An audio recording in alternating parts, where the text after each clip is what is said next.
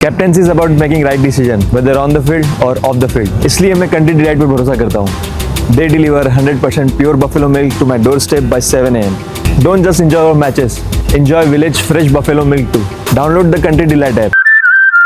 Trump తీసుకోబోయే మరో నిర్ణయానికి సంబంధించిన వార్త సార్. ఒక $1,000 చెల్లిస్తే నిరీక్షణ అక్కర్లేదు. యుఎస్ వీసా ఇంటర్వ్యూకు కొత్తగా ప్రీమియం సేవలు డిసెంబర్ నుంచి అమలు చేసే యోచనలో ట్రంప్ సర్కార్. ఎందుకు సార్ ఈ నిర్ణయం? ఏముంది, ట్రంప్ ఇది బిజినెస్ మ్యాన్. అమెరికాను కూడా అమ్మకానికి పెడతాడు.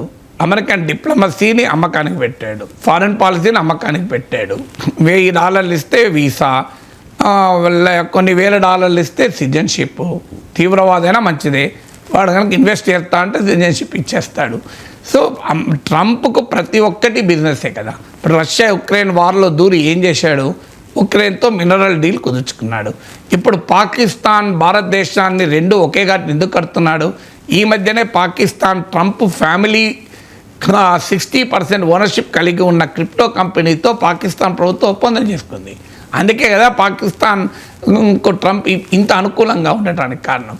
ఇప్పుడు ట్రంప్ పాకిస్తాన్ నిర్వహించిన మినరల్ ఫోరంలో అమెరికన్ కంపెనీస్ కూడా పాల్గొన్నాయి. పాకిస్తాన్కు ప్రత్యేకంగా మీకు ట్రంప్ ప్రతినిధి వచ్చి is a beautiful nation, wonderful nation, బ్రహ్మాండమైన ఇన్వెస్ట్మెంట్ ఆపర్చునిటీస్ ఉన్నాయి, ఆయిల్ అండ్ గ్యాస్ డీల్స్లో, రేర్ ఎర్త్ మెటల్స్లో అని చెప్పి ఉపన్యాసం ఇచ్చాడు. సో అందువల్ల పాకిస్తాన్ తీవ్రవాదం ట్రంప్ కనబడతలేదు. పాకిస్తాన్ పహల్గామ్ దాడి తర్వాత ఇంతవరకు పాకిస్తాన్ టెర్రరిజం అన్న పదం వాడలే ట్రంప్.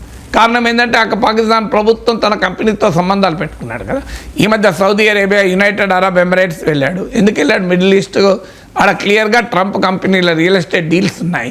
ఖతార్ నుంచి అయితే ఒక ఫ్రీ గిఫ్ట్ విమానమే తెచ్చుకున్నాడు. అందుకే సౌత్ ఆఫ్రికన్ ప్రెసిడెంట్ నవ్వుతూ వైట్ హౌస్లోనే ట్రంప్ ముందట అన్నాడు, I don't have a plane to gift you అని. నా దగ్గర విమానం లేదు నీకు బహుమతిగా ఇవ్వడానికి అని. సో అందువల్ల ట్రంప్కి అది కూడా కరప్షన్. అమెరికా ప్రభుత్వానికి కాదు, పర్సనల్గా గిఫ్ట్ తీసుకున్నాడు ఖతార్ నుంచి.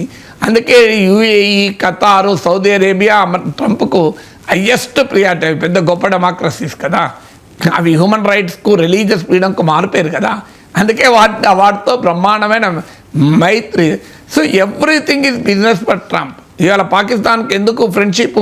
ఎందుకంటే పాకిస్తాన్కి F-16 విమానాలు అమ్ముకుంటున్నాడు కదా, F-35 విమానాలు అమ్మాలని చూస్తున్నాడు కదా.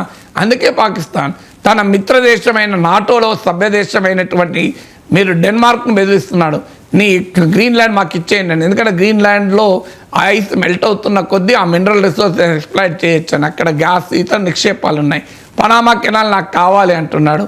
ఇలా మీరు ఎక్కడైనా ట్రంప్ అమెరికా వెళ్తే అక్కడ బిజినెస్ డీలే కనబడుతుంది. అందుకే ఆ బిజినెస్ డీల్ కొరకు ఇప్పుడు చైనాను బెదిరించాడు. చైనా వాయించి పడేస్తే ఇప్పుడు మళ్ళీ జింపింగ్తో మాట్లాడుతున్నాడు, గుడ్ గాయ్ అంటున్నాడు. ఆఖరికి సిరియాలో అల్ ఖైదా మాజీ టెర్రరిస్టు అమెరికానే టెర్రరిస్ట్గా గుర్తించిన అతన్ని great guy, good guy, attractive guy అంటున్నాడు. So for America diplomacy, foreign policy, everything is for business, for a deal for American government.